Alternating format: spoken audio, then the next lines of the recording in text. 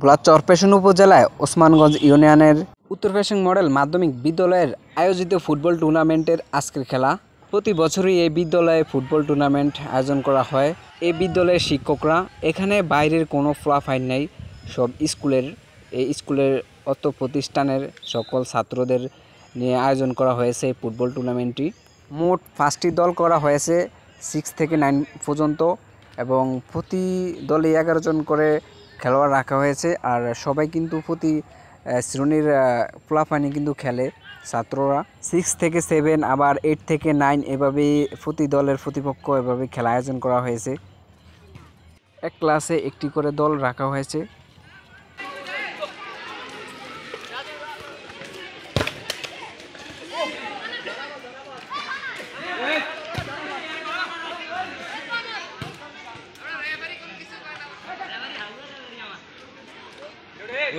ওই লোক এক গনে কি খেলায়